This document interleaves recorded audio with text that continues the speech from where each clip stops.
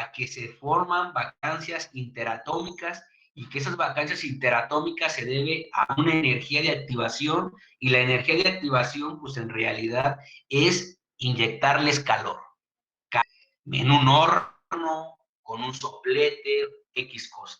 Pero recuerden que hay diagramas de fase de cada uno, que ahorita lo vamos a ver. Si nosotros sabemos que se forman fases intermedias, esto ya pues es debido a cuál es el soluto, a cuál es el solvente, y en base al excedente de cada uno de los elementos podemos obtener estacuros. Por ejemplo, en ocasiones, en ciertas zonas el carbono prevalece.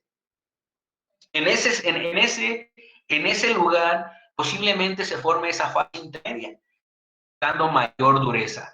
Recuerden que el carbono al mezclarlo con hierro ya fabricamos acero y el carbono es lo que le da la dureza a los aceros.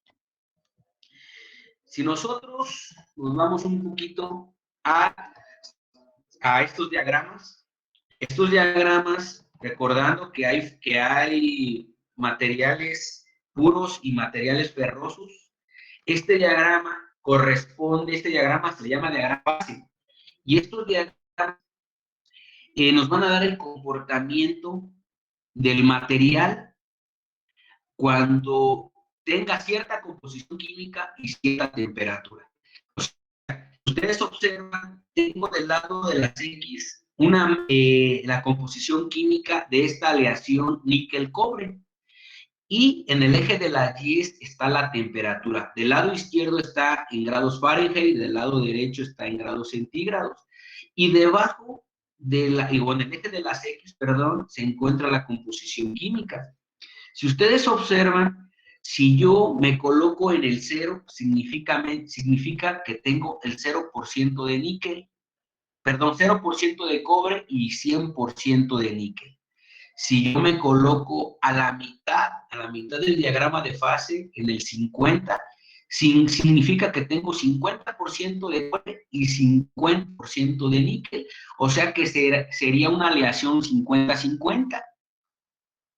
Si yo me coloco en el 20, del lado izquierdo al lado derecho, en el número 20, en el eje horizontal, significa que tengo 20% de cobre y 80% de níquel.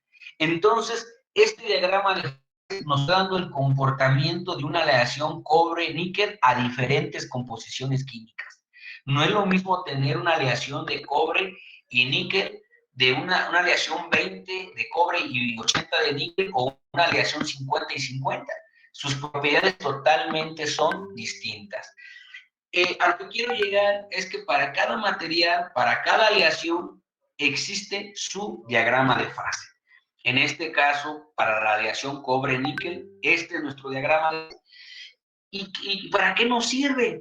Si yo quiero saber en qué momento una aleación 50-50, si me coloco a la mitad del diagrama de fase, donde está el 50, y trazo una línea vertical, voy a chocar con una línea que es la gráfica. Y esta gráfica, esa línea es la línea de sólidos. Significa que en este punto, todavía mi material, a la aleación 50-50, se va a comportar de forma sólida. Sigue siendo una aleación 50-50 en estado sólido. Pero si yo elevo la temperatura a más de 1200, que la eleve a 1300, o sea, la mitad de 1400 a 1200, de una aleación 50-50, voy a estar en el punto C. Y en ese punto C, pues ya va a haber una mezcla de líquido y una mezcla de sólido. O sea que ya el material o la aleación 50-50 ya se empieza a transformar del estado sólido al estado líquido. Y yo puedo saber cuánto porcentaje de cobre y cuánto porcentaje de níquel existe en el punto C. Y puedo saber cuánto de sólido y cuánto de líquido. A esto aquí podemos aplicar la regla de la palanca, que lo vamos a ver cuando veamos diagramas de fase en aleaciones ferrosas en la siguiente unidad. Entonces, si yo sé en qué momento mi material permanece sólido y en qué momento va a empezar a transformar al estado líquido, pues entonces nosotros tenemos que que entender que no todos los materiales, todas las aleaciones van a fundir a la misma temperatura. Por ejemplo, la aleación 50-50 va a fundir aproximadamente a 1350, y una aleación 20 de cobre y 80 de níquel va a fundir aproximadamente a 1200. Entonces, en conclusión, pues estos diagramas nos van a servir para saber en cuánto tiempo va a solidificar, en cuánto tiempo va a fundir un material, en este caso una aleación cobre-níquel. ¿Y qué lo van a aplicar? Lo van a aplicar en lo que es fabricación de piezas mecánicas por moldeo. Ahí sí tienen que saber cuánto tiempo va a tardar en solidificar, cuánta temperatura van a necesitar, si la temperatura va a permanecer constante o es un periodo de tiempo para que funda. Entonces, esto es algo interesante de los diagramas de fase, para saber cómo está y cómo se está comportando. ¿Hay alguna duda? ¿Pregunta? ¿Pregunta?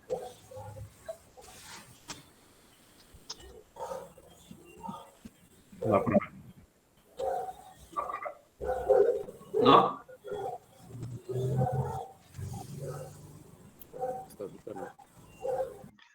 ¿Pregunta? Parece que no, profe. ¿No? ¿No hay ninguna? Bueno, como no hay ninguna, pues voy a seguir avanzando. Entonces, este diagrama de fase da el comportamiento para materiales puros, corresponde a una aleación cobre-níquel. Entonces, si ustedes van a analizar una aleación de aluminio-oro, pues se tienen que ir a su diagrama de fase para saber cuál va a ser su comportamiento, a qué temperatura va a fundir, de acuerdo a la composición química de ese material, pues tienen que irse al diagrama de fase específico de la aleación que estén analizando. Pero si nos vamos a los aceros al carbono, a los aceros al carbono, que son los aceros que surgen del alto horno, que ahorita lo vamos a ver. Los aceros al carbono, como su nombre lo dice, contienen hierro y carbono. Dentro de estos existen tres tipos: los aceros de bajo, medio y alto carbono. Los de bajo carbono están menos del 0.20% y de los del medio carbono se encuentran entre 0.20 a 0.50, y los de alto carbono están arriba de 0.50% de carbono. Entonces, nuestro diagrama de fase para ese tipo de aceros al carbono, que corresponden a un mecanismo intersticial, nosotros vamos a usar este diagrama, y este diagrama se llama el diagrama hierro-carbono. Y si ustedes observan, en el eje de las X se encuentra graficado el hierro y con mezcla con carbono, y se encuentra en el eje de las Y la temperatura. Entonces, este diagrama de fase nos da el comportamiento también de los materiales, en este caso de los aceros. Si ustedes observan, la primera línea que ven del diagrama hierro-carbono, que está indicada con una letra A mayúscula, es la temperatura crítica inferior. La temperatura crítica inferior del diagrama hierro-carbono se encuentra a 723 grados. Si nos vamos más arriba, donde está otra línea horizontal, el diagrama hierro-carbono, se llama línea crítica superior, y esa se encuentra a 1130 grados. Significa que estas dos zonas son muy importantes. ¿Por qué razón? Porque si yo caliento un acero con cierta composición química y sobrepaso la línea crítica inferior de 723 grados, ya va a haber una transformación de la microestructura, de las fases presentes en el material, y entonces eso va a provocar que haya propiedades mecánicas muy diferentes. Entonces, por ejemplo, si yo estuviera en el número 3 y caliento el material abajo de 723 grados, en realidad lo que voy a tener es un hierro alfa, que es la letra griega alfa, y voy a obtener carburo de hierro. Entonces, el carburo de hierro ustedes lo van a entender o lo van a encontrar como perlita, y el hierro alfa lo van a encontrar como ferrita. Eso se les llama constituyentes y los podemos visualizar en un microscopio óptico. Podemos ver estas fases presentes, lo que es el carburo de hierro y lo que es el hierro alfa, o en otras palabras, la ferrita y la perlita. Esto es lo que está debajo de la temperatura crítica inferior, que es 723 grados. Entonces, si nosotros no calentamos debajo de esa temperatura, no va a pasar nada en el acero, no va a haber ningún cambio de fase.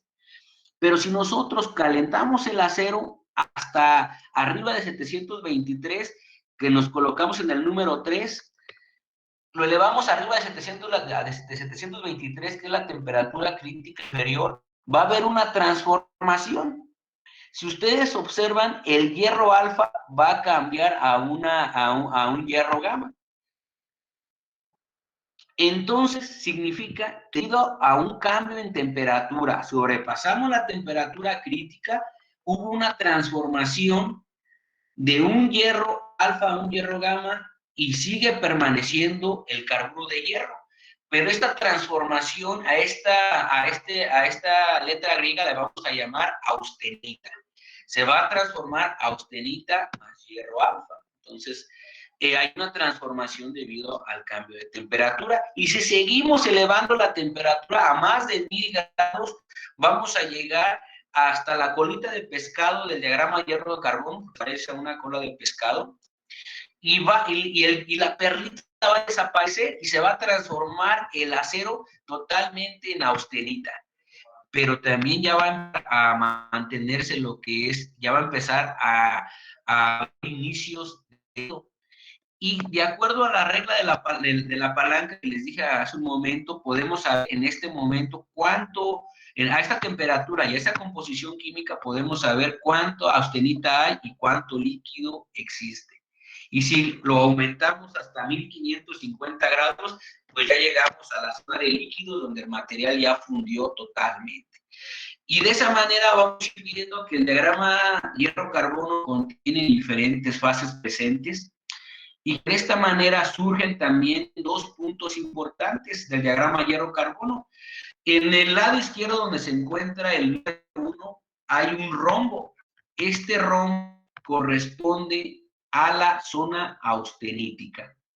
Significa que si ustedes en la literatura están leyendo elevar el acero a la temperatura austenítica, la temperatura austenítica va a depender de acero que estén analizando para saber en qué zona deben de colocar y en qué parte se encuentra la zona austenítica. Por ejemplo, en el número 1, la zona austenítica comienza de 723 hasta aproximadamente 1400 grados. Toda la parte del rojo es la zona austenítica. Pero aquí hay algo muy interesante, puntos muy importantes. Si ustedes observan, está en el rombo, en el piquito del rombo de la parte inferior. Este punto se le llama punto eutéptico. Este punto eutéptico significa que cuando reaccionan dos sólidos,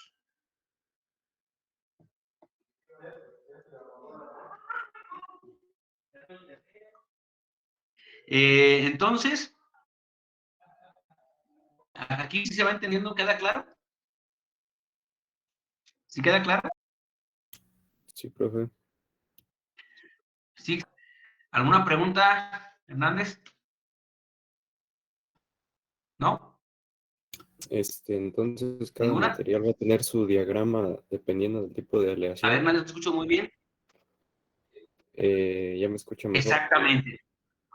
Sí, sí, te escucho mejor. Sí, exactamente. Por ejemplo, este diagrama hierro-carbono va nada más a los puros aceros al carbono.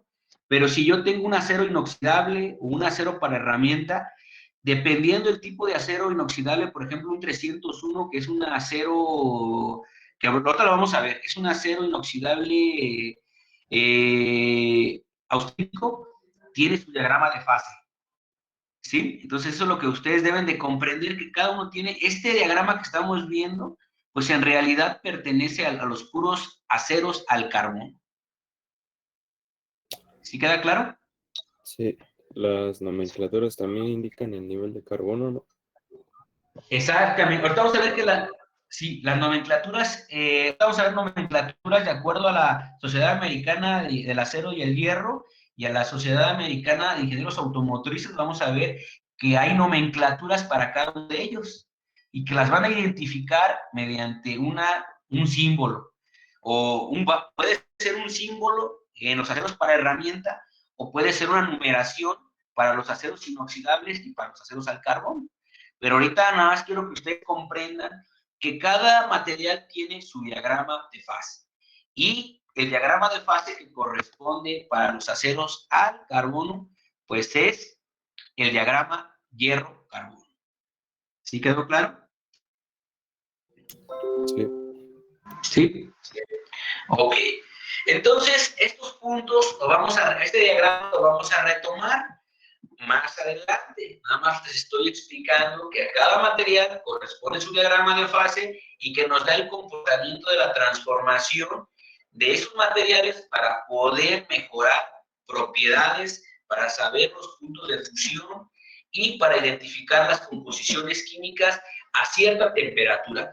No es lo mismo que trabaje un acero a 600 grados que trabaje a 20 grados. ¿O creen que sea el mismo comportamiento? Si sabiendo que internamente tiene átomos y que cada uno contiene sus diagramas de fase, ¿qué va a suceder si elevamos arriba de 723? Pues algunos materiales empiezan a ablandarse, especialmente los aceros. Sí me debe entender que da el comportamiento en ese tipo de situaciones. ¿Sí? sí.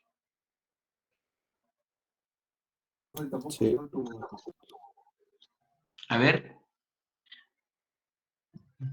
¿Dudas? ¿Ninguna? Bueno. No, profe, todo bien. Sabiendo que hay mecanismos para fabricación de materiales sustitucional, intersticial, que se forman fases presentes, que cada uno de ellos tiene su diagrama de fase y que nos da el comportamiento cuando la composición química es diferente y a cierta temperatura. Vamos a ver el tema de cómo surgen los materiales, especialmente los materiales ferrosos.